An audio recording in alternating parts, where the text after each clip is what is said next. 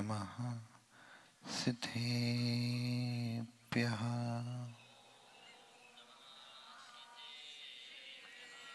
यस्य स्वयं स्वभावाप्तिरभावे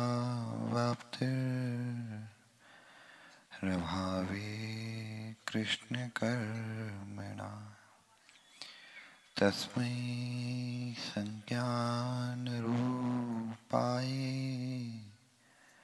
नमोस्तु परमात्मने।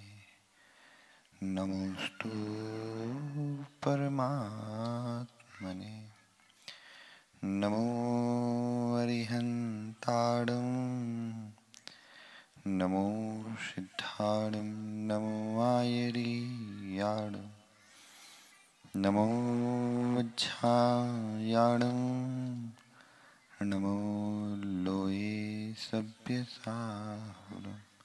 बोलिए अनंतानंत सिद्ध परमेष्ठी भगवान की, परम पूजनीय आचार्य पर पूज्यपाद स्वामी महाराज की, परम पूजनीय आचार्य गुरु विराग सागर जी महाराज की, परम पूजनीय आचार्य गुरु विशुद्ध सागर जी महामुनिराज की, तीन कम 9 कोटि भावलिंगी मुराजों की, जैन धर्म की।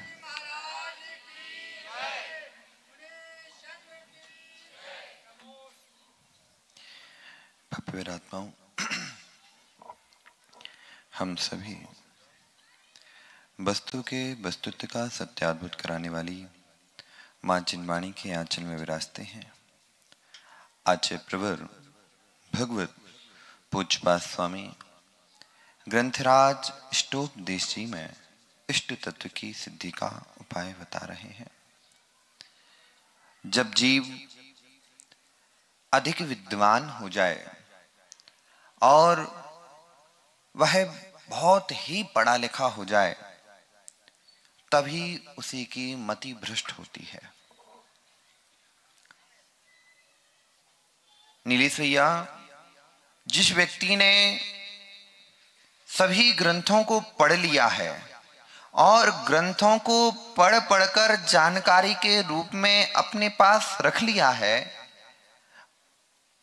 वह व्यक्ति सबसे ज्यादा भ्रष्ट होता है। विधायक जी, आप कभी भी देखना, जिसके अंदर अधिक ज्ञान की अजीर्णता हो जाए, वह अपने विनय गुण को भूल जाता है।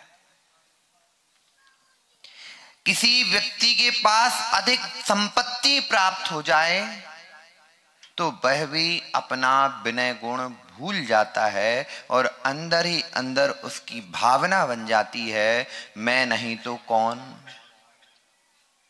मैं नहीं तो कौन। और हर बार उसके अंदर वह बात ऐसी बैठती चली जाती है कि जिसके द्वारा वह अपना जीवन बर्बाद करना प्रारंभ कर देता है। विधायक जी, विधायक तो बन गए, योग बना तो मंत्री बन जाओ, योग बना तो मुख्यमंत्री बन जाओ, पुण्य होगा तो। लेकिन इतना ध्यान रखना, जब भी आप मंत्री मुख्यमंत्री या बार बार विधायक बनते रहे, तो अपने अंदर एक बात छुपा कर रखना कि मैं क्या था और अभी क्या हूं। यदि व्यक्ति अपने अंदर की वह चीज अपने पास रख ले कि मैं क्या था और क्या हूं और कैसे मैं बना हूं, उत्तम दादा, उस व्यक्ति को कभी अभिमान नहीं आ सकता।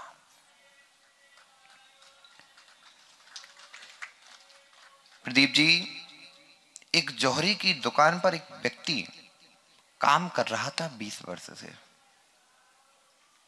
20 वर्ष से काम कर रहा था और उसने सेठ जी से कहा, सेठ जी, मैं आपके यहां 20 वर्ष से काम कर रहा हूं, मेरे पास बहुत संपत्ति हो गई आपकी कृपा से, मात्र मुझे एक चीज और चाहिए। बोले क्या? मुझे सिर्फ 1 घंटे का समय चाहिए, मैं घर जाकर फिर लौटकर वापस आ जाऊं। शशांक भाई, सुना है तुम्हारी कंपनी शेयर मार्केट में रजिस्टर्ड हो गई। हो तो गई, टीकमगढ़ की पहली है, दूसरी है।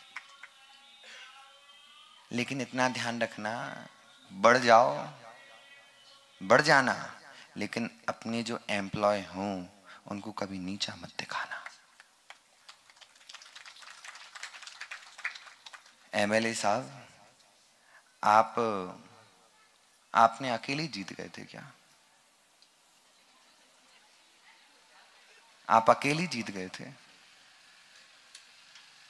ये ध्यान रखना कि आप यदि अकेले लड़ रहे होते तो आपके साथ कई निर्दलीय भी लड़े होंगे, कई निर्दलीय भी लड़े होंगे और ऐसे भी लड़े होंगे जो 2-3 वोटें ही मिली होंगी, जिनकी जमानत जब्त हो गई होगी। ऐसे भी लड़े कि नहीं लड़े? लेकिन वो जीत क्यों नहीं पाए? क्यों नहीं जीत पाए? क्योंकि उनके पास स्वयं के कर्मठ कार्यकर्ता नहीं थे। कोई भी कंपनी बनती है, कोई भी व्यापार बढ़ता है, कोई भी मंदिर बनता है या कोई भी नेता राजनेता बनता है तो उसको बनाने में सबसे पहले उनके कार्यकर्ता होते हैं। प्रदीप जी, आपके यहां कितने लोग लगे हुए हैं? 500। एमएलए साहब, प्रदीप भदौरा कह रहे हैं महाराज 500 लोग हमारे यहाँ कार्य करते हैं। यदि 500 को खाली कर दिया जाए और आप ही काम कर लो तो जितनी संपत्ति जोड़ी है वो पूरी चली जाएगी। एमएलए जी, जितने भी कार्यकर्ताओं ने आपको बनाया है, आप कर पाओ अथवा कुछ ना कर पाओ, मात्र आप यदि उसके कंधे पर आपने हाथ ही रख दिया ना, वो आपको बीमारी के समय में आपका साथ देगा।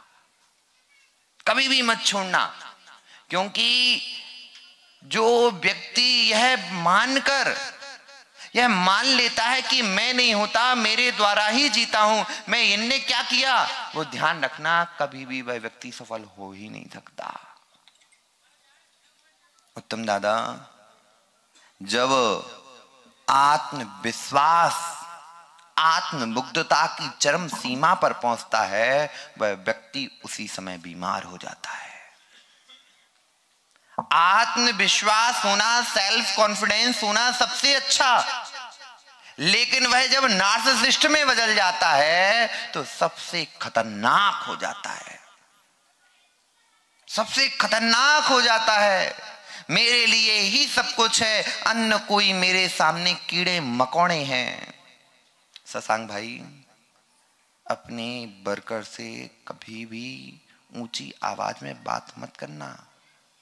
तुम कितना कमा रहे हो, कमा के तो वो तुम्हें ही खिला रहे हैं। जब तुम उन्हें 500 रुपए देते हो तो तुम्हारी यह मन में बात होती है, मैं यदि 500 दे रहा हूं तो 1000 का तो मैं काम इनसे निकाल कर ही लूंगा। और वो काम करने वाला भी लोहिया जी सोचता है, यदि मुझे सेठ 500 रुपए दे रहे हैं तो मेरी मानसा है कि मैं उनको 10,000 कमा कर दूं, तभी वह आपको अच्छे से रख पाएगा। सेठ जी के पास वह 20 वर्ष से कर रहा काम और सभी नौकरों के ऊपर, सभी एम्प्लॉय के ऊपर काम करता था, हेड हो गया था। तो उसने कहा, सेठ जी मुझे मात्र 1 घंटे की मोहलत दे दो, 1 घंटे का समय दे दो, मैं घर जाऊंगा और घर से लौट कर आ जाऊंगा। अब सेठ को जो 20 वर्ष से यदि कोई कार्य कर रहा हो तो उस पर अपने आप विश्वास जम जाता है। रागी, यदि व्यक्ति तुम्हारे साथ 6 माह रह ले, आचार्य भगवंतों ने, नीतिकारों ने लिखा है, यदि सोने की पहचान करनी है तो कसकर, कसौटी पर घिसकर, यदि पत्नी की पहचान करनी है तो जब आप उसके साथ रहो और आपकी संपत्ति चली जाए तब, और यदि व्यक्ति की पहचान करनी हो तो उसको अपने साथ रखकर उसकी पहचान होती है। यदि उसकी पहचान अच्छे से हो जाए तो आपका जीवन सफल हो जाता है। मस्तापुर जी, सेठ ने कहा कि ठीक है, आप पर हमें पूरा विश्वास है, आप 1 घंटे मान रहे हो, हम आपको 1.5 घंटे देते हैं। कितने घंटे? 1.5 घंटे देते हैं। जब से 1.5 घंटे मिले, वह रोज दोपहर में जैसे 11 साढ़े 11 बजते, सुबह 9 बजे से दुकान खोल लेता, 11:30 12 बजे अपना पूरा सिस्टम ऑफ किया और गया और जाकर लौटकर 1.5 घंटे बाद आ जाता। और लोगों ने कहा सेठ जी हमें भी 1.5 घंटे, सेठ ने मना कर दिया। अब एक बात है कि जो साथ में काम करता है उसको ईर्ष्या ना आए, ये बहुत बड़ी बात होती है। इतनी बड़ी बात होती है कि जब यादविन जी आपको एमएलए का टिकट मिला तो आपके शत्रु टिकट मिलने से बढ़ गए होंगे। बढ़े कि नहीं बढ़े? और ऐसे भी होंगे जो आपके साथ रह रहे हैं, आपके साथ रोटी काट रहे हैं और आपकी रोटी काटते हुए आपके पैर काटने का काम भी कर रहे होंगे। मिले कि नहीं मिले? लेकिन इतना ध्यान रखना, उनको अपने पास ही रखना। आपको महाराज जो क्या कह रहे हैं, उनको अपने पास ही रखना यदि वह शत्रु दल में मिल गए। क्योंकि इतना ध्यान रखना उत्तम दादा, मित्र जब शत्रु बनता है तो सबसे खतरनाक होता है। मित्र जब शत्रु बनता है सबसे खतरनाक होता है। चित्तौड़गढ़ में जो नारियों ने जौहर किया था उसमें सबसे खतरनाक कोई था तो उनके गुरुजी ने ही दगा दिया था। राजगुरु ने रावल रतन सिंह को दगा देने वाले उनके वही पुरोहित थे। क्योंकि रानी बहुत सुंदर थी, पद्मावत बहुत सुंदर रानी थी। रानी से मोहित वह गुरु हो गए और जब उनको पता चला कि इन्हें छुप कर देखा है, उत्तम दादा गुरु के नाते उन्हें देश निकाला दिया और जाकर खिलजियों से मिल गए। जैसे खिलजियों से मिले उन्होंने पूरे राज्य की पूरी व्यवस्था खिलजियों को बता दी। एक चाणक्य नीति है, एक चाणक्य नीति कहती है यदि शत्रु बन रहा है तो उसको नमक डालकर समाप्त कर दिया जाए। शत्रुता को, व्यक्ति को नहीं तो बोले महाराज पंचेंद्र की हत्या करवा रहे। शत्रुता को। शशांक भाई, वह पूरा का पूरा राज्य वीरान कर दिया और कहा जाता है उस जौहर में से उन खिलजियों ने उन रानियों के शरीर से पूरा जेवर जलने के बाद भी इकट्ठा करके ले गए। इतना वहां पर जेवर था। लेकिन ईर्ष्या बहुत खतरनाक होती है। इसलिए मैं कह रहा हूं कि यदि जो आपकी दांत काटी रोटी खाने वाले थे जब पैर काटने लगे तो उनको अपने पास ही रखना, नहीं तो वह दूसरे में चले गए आपकी पूरी पोल खोल देंगे, आप जीत नहीं पाओगे। आपको पता है कि ये मेरा शत्रु है, ये मेरा शत्रु है, ये मेरी काट रहा है। अपने आप को बचाकर रखो और सामने वाले को ऐसा लगना चाहिए ये ही मेरा सब कुछ लगता है। उसे अंदर लगे कि देखो कितना मुझ पर विश्वास है, कितना मुझ पर विश्वास है। यदि उसे जब पता चलेगा और आप यदि उस समय जीत गए, उस समय यदि आप जीत गए तो समझ जाना कि आप वो अब आपका कुछ नहीं बिगाड़ पाएगा। हार जाओगे तो वैसे ही भाग जाएगा, लेकिन अपन बुराई ना लो, क्योंकि बुराई ले ली तो बहुत खतरनाक होती है। ईर्ष्या एक ऐसी ढाह है, ऐसी ढाह है, ऐसी ढाह है प्रदीप भैया कि जो स्वयं तो जलाती है और दूसरों को भी छोड़ती नहीं है। जब ईर्ष्या बढ़ी तो उन सेठ के एम्प्लॉय ने सेठ जी के कान भरना प्रारंभ किए और कान ऐसे भरना प्रारंभ किए कि सेठ जी देखो आपसे 1.5 घंटे की जाता है, आपने 1.5 घंटे का समय दिया और जाता क्यों है? अभी तक तो गया नहीं, अभी तक तो गया नहीं, जाने की आवश्यकता क्या है? सेठ जी ने कहा, सेठ जी ने एक बार फटकार दिया, क्या पागलपंती कर रहे हो तुम लोग, जब से नहीं हो तब से वो हमारे पास है। बोले सेठ जी मंत्रा भी बहुत दिनों से पास में ही थी, मंत्रा भी बहुत दिनों से पास में ही थी, और शकुनी तो गांधारी के साथ ही आया था दहेज में, लेकिन मिटाया किसने? शकुनी ने पूरा मिटा दिया। आप कितनी आंख बंद करके बैठे हो। लेकिन सेठ था, उसने हड़काड़ दिया, क्या फालतू काम किया, तो भागो यहां से, काम करना है तो करो, नहीं तो भाग जाओ यहां से।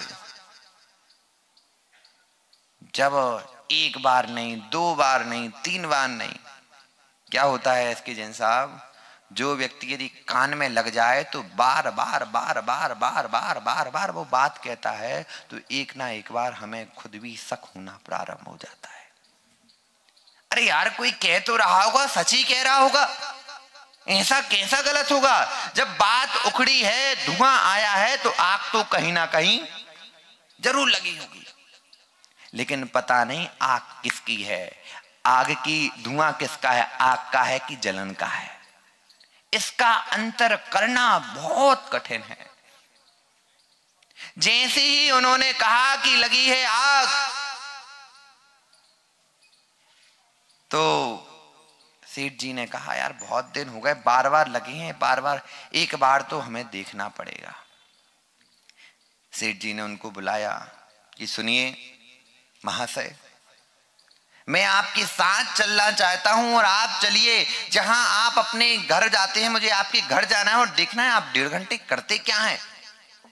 उसने कहा सेठ जी क्षमा करिए, ये हमारा व्यक्तिगत मामला है, आप उसमें दखल ना दें। अब सेठ तो सेठ, और चढ़ गई तो फिर उत्तम दादा दीवान टोडरमल जी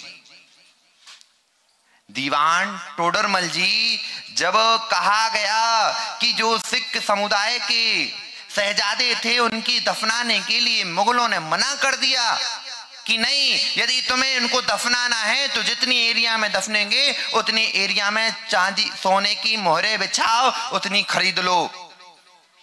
सेठ टोडरमल जी सब, उतना पैसा किसके पास था? जैनों के पास, क्योंकि यादवेन जी जैनों के पास नीति का पैसा होता है। कल हम बात कर रहे थे, जब हमारे सबके यहाँ साहूकारी का व्यापार अधिकतर होता है, तो साहूकारी के व्यापार में लोग अपने अंदर एक गांठ बांध कर बैठ जाते हैं कि देखो मेरा गहना रख लिया, मेरा गहना सेठ के पास है, लेकिन उसको ये पता, ये मन में बात नहीं कभी कहता कि जब मुझे जरूरत थी तब सेठ ने हमारा काम करके दिया। एमएलए साहब ये बताओ, बैंक तो अभी आए हैं, आए कि नहीं आए? बैंक अभी आए हैं, अभी तक राजा महाराजाओं का, यहां तक कि सामान्य जनता की विपत्ति में साथ देने वाली कौन सी समाज रही है?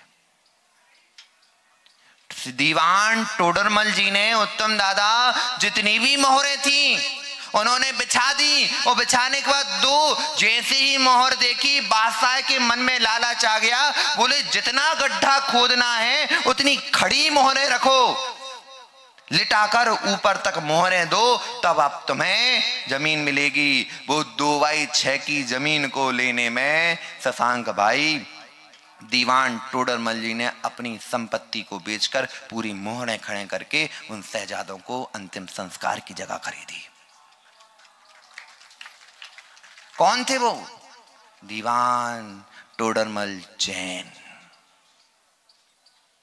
जब मन बात आ जाए, जब बात आ जाए यादवेन जी, हम लोग अभी वैश्य के में गिने जाने लगे, लेकिन खून तो क्षत्रियों का है।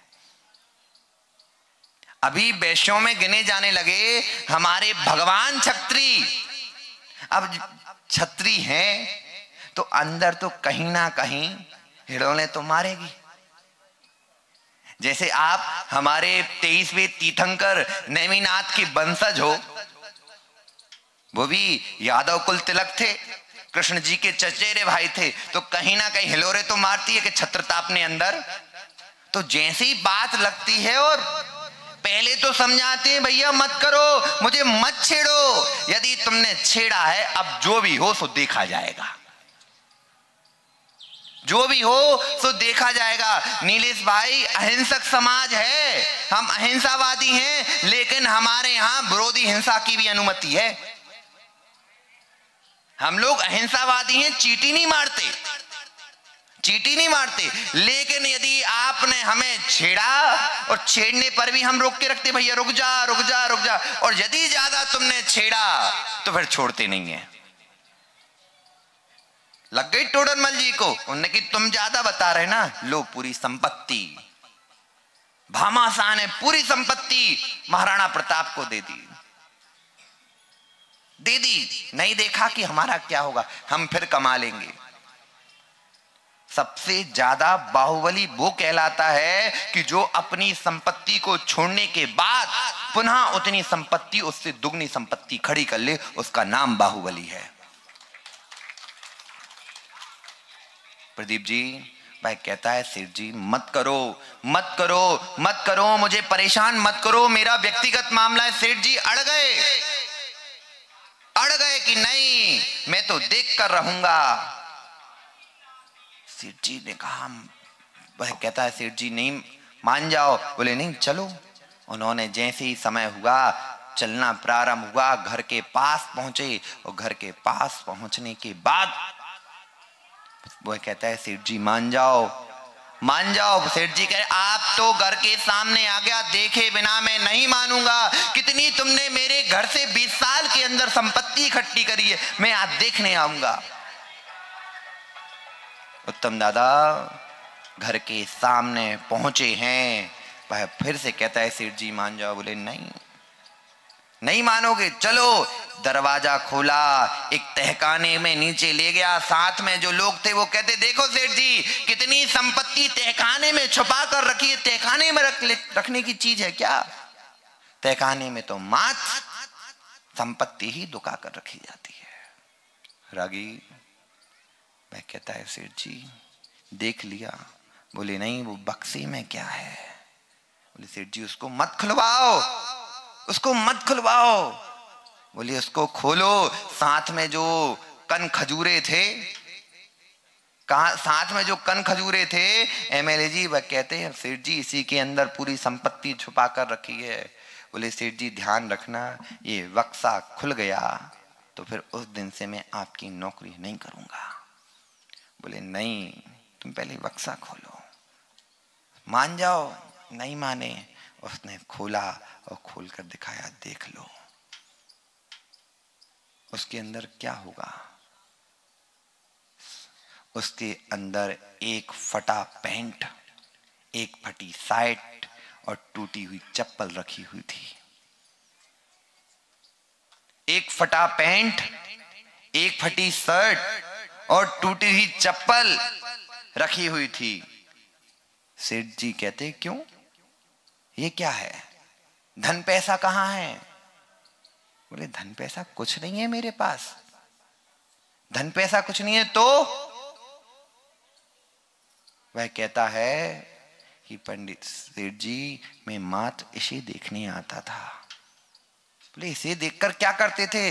वह कहता था मैं अपनी औकात को देखने आता था, मैं कितना भी बड़ा बन जाऊं लेकिन मेरी औकात यह है। अब सेठ जी कहते क्षमा करो क्षमा करो क्षमा करो। मैं कहते क्या सेठ जी आपको मुझ पर, मैं 20 साल से आप क्या नौकरी कर रहा था और तुमने इन कल के आए छोकरों के चक्कर में मुझ पर शक कर लिया। आज से मैं आपकी नौकरी करना बंद। रोते रहे कुछ भी नहीं हो पाया। नीलेश भैया इस पैसों का राग और कन खजूरे की बात कब आपको नीचे गिरा दे पता नहीं चलता। पैसों का राग और कन खजूरे की बात कब नीचे गिरा दे पता नहीं चलता। आपकी विधानसभा में कई ऐसे लोगों के नाम आपने सुने होंगे आपने भी कई बार मुद्दे उठाए होंगे कि भैया इतना पैसा निकल रहा है, वो कौन का है। एक अभी हनी हनी करके क्या चल रहा था, करके कोई चला था ना। अब ये बताओ, एकमात्र वासनाओं के चक्कर में कितने धनाढ्य लोग भी उसमें फंस गए और पूरी की पूरी यश चला गया। आचार्य भगवंत लिख रहे हैं, क्या पुद्गल के टुकड़ों के चक्कर में फंसे हुए हो, जिनको कई बार खा चुके हो, खाकर छोड़ चुके हो और फिर पुनः खाने के लिए अग्रसर हो। भुक्तजता मुहुर्मोहा मया सर्वेपि पुद्गला उच्चस्तेव तस्चैव मम विज्ञस का स्पृहा। एमएलए जी, उल्टी हो जाए तो वापस स्पर्श करोगे? बोले महाराज, यदि बमन हो जाए तो बमन होने के बाद पहले तो स्नान करेंगे, मुख शुद्धि करेंगे, स्नान करने के बाद पूरे कपड़े बदलेंगे। आप लोग बदलते कि नहीं बदलते? स्नान करते कि नहीं? बोले नहीं महाराज, उल्टी तो है, मुख से ही तो निकला। लेकिन ध्यान रखना, इस कंठ के नीचे यदि कुछ गया है, अब वो पूरा मल हो चुका है। किसके नीचे? कंठ के नीचे यदि गया है। आचार्य भगवंत लिखते हैं कुंद कुंद श्रावकाचार्य जी में कि कंठ के नीचे यदि कुछ सामग्री गई और यदि वह आपकी बाहर आ जाए और बमन हो जाए तो आपको पहले तो मुख की शुद्धि करें, फिर सिर से लेकर पैर तक पूरा स्नान करें। बोले महाराज, पेट ही में तो गए, तो पेट में भी तो मल है, पेट में भी तो मल है, इसलिए पूरा स्नान करना अनिवार्य है। उस बमन का स्पर्श भी नहीं करते, फिर क्यों उन जिनका नाम लेने पर भी लज्जा आती है, ऐसी स्थान का स्पर्श करने के लिए लोग इतने लालायत होते हैं कि उनको यश की भी कामना नहीं रहती। स्त्री, श्री और स्त्री के चक्कर में जो जो पड़े, वे सब अपने यश को खोकर बैठ गए। रावण देख लो, मात्र और मात्र सीता के रूप लावण्य को देखने के चक्कर में, उसकी प्राप्ति के चक्कर में अपना पूरा का पूरा वंश समाप्त कर लिया। 18,000 रानियों का स्वामी, कितनी? 18,000 रानियों का स्वामी होने के बाद भी मात्र एक वन में विचरण करने वाली मनुष्यनी के चक्कर में वह फंसा और पूरा का पूरा ना बचा दिया ना बची। 1,00,000 पूत, 1,25,000 नाती, ना बचो दिया और ना बची बाती। स्त्री के चक्कर में और स्त्री के चक्र में 100 पांडव समाप्त हो गए। अरे समय हो चुका है, भगवान विराजमान होने हैं। क्या लिख रहे हैं इष्टोपदेश में? जो विज्ञ पुरुष होगा, जो ज्ञानी पुरुष होगा, वह मोह के बस में ना आकर जो जूठन है उसको फिर से प्राप्त नहीं करेगा। लिखते हैं कि मोह से मैंने सभी पुद्गल परमाणुओं को बार बार भोगा और भोगने के बाद छोड़ा, और छोड़ने के बाद अब जूठन के समान और त्यक्त पदार्थों के प्रति कोई बुद्धिमान व्यक्ति ही पुनः उसको ग्रहण करने जाएगा। शशांक सुबह गए थे, फ्रेश होने गए थे, छोड़ा है। क्यों छोड़ा यार? कल तुमने यहां पर पिताजी के साथ धर्मशाला में भोजन किया और तुम छोड़ा है। कितनी मेहनत से कोषाध्यक्ष जी ने बनवाया और तुम छोड़ा यार, अच्छी बात नहीं है। एमएलए जी कल कुछ खाना खाया था कि नहीं? छोड़ा है। क्यों छोड़ा है? इतनी मेहनत से आपने कमाया, कमाने के बाद खाया और खाने के बाद छोड़ भी आए। ये तो बानिया लोग हैं, बिना कुछ करे छोड़ते नहीं है। अपने पिताजी को ही पानी दे तो समझ जाएंगे कुछ काम हुआ तो ही देंगे, नहीं तो नहीं देंगे, बिना स्वार्थ के। तो आपने छोड़ा क्यों शशांक? और छोड़ने के बाद उसको लेने जाओगे अब? बोले महाराज, जैसे ही गिरा मैंने अपनी शुद्धि करी और फ्लैश दबाया और उसको गायब कर दिया। किया कि नहीं किया? उसको पुनः स्पर्श करने की बात भी नहीं आती है। आचार्य भगवान कह रहे हैं कोई भी बुद्धिमान व्यक्ति उस मल को स्पर्श नहीं करेगा तो फिर इन भोगों के पीछे क्यों भाग रहे हो? अनंतों बार भोगा, अनंतों बार भोग चुके हैं। जब भरत चक्रवर्ती, एक प्रसंग आता है ऋषभदेव की कथा में, ऋषभदेव जिनके नाम से यह भारत वर्ष पड़ा है, भारत नाम, उसमें ऋषभदेव के पुत्र भरत चक्रवर्ती जब विजयात पर्वत पर जाते हैं और विजयात पर्वत पर नाम सोचते हैं कि मैं प्रथम हूं, मैं प्रथम चक्रवर्ती हूं। उन्होंने विजयात पर्वत पर जाकर देखा और देखने के बाद देखते नाम लिखना है। अपने सेनापति से कहते जाओ नाम लिख कर आओ। सेनापति वहां से आवाज लगाता है महाराज यहां पर स्थान नहीं है। बोले क्या कह रहे हो, स्थान नहीं है? मैं प्रथम चक्रवर्ती हूं, इस पर कौन लिखकर चला गया? बोले महाराज आप स्वयं आकर देखें। पटिया पलटे, कई पटिया पलटे और पटिया पलटने के बाद भी वहां पर स्थान नहीं मिला, दूसरे का नाम ही मिटाना पड़ा, फिर अपना नाम लिख पाए। इस भोग्या को कितने लोगों ने भोगा फिर भी यह किसी की ना हुई। इस भोग्या को कितने लोगों ने भोगा फिर भी किसी की ना हुई। नीलेश भाई क्यों जूठन के पीछे पड़े हो? जितना है उतना संभालो और अपनी आत्मा का कल्याण करो, क्योंकि बुद्धिमान व्यक्ति किसी की जूठन नहीं खाता।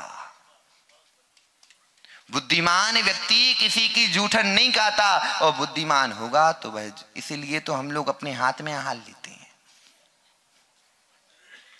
यादवेन जी, हम लोग अपने हाथ में हार क्यों लेते हैं? क्यों? क्योंकि आपकी चम्मच, कटोरी, अब वो चम्मच से एक चम्मच उठाई, मुंह में डाली, खीर खा रहे थे, मुंह में डाली और फिर उसमें डुबो दी, फिर निकाली, फिर डुबो दी, फिर निकाली, कितनी बार जूठी खा रहे हो? और अपनी सबकी जूठी जूठी खाते खाते और उन चम्मचों से जूठा हुआ पूरा। तो आचार्य भगवंत कहते हैं कि मुनिराजों को किसी भी पात्र में नहीं खाना चाहिए, मात्र अपने कर पात्रों के द्वारा ही भोजन को ग्रहण करना चाहिए। इसलिए दिगंबर मुनिराज, दिगंबर श्रमण छुल्लक छुल्ली का एक पात्र रखते हैं और श्रमण अपने हाथों में भोजन करते हैं, क्योंकि उन्हें जूठन खाना उचित नहीं है। इसलिए समय हो चुका है, इसलिए अपने जीवन में जूठन को छोड़ो। एक बार ऐसा भोजन करो कि कभी दूसरे का जूठन खाना ही ना पड़े। आपका समय हो चुका और समय पर किया हुआ काम समय को दिलाता है। बोलो भगवान महावीर स्वामी की।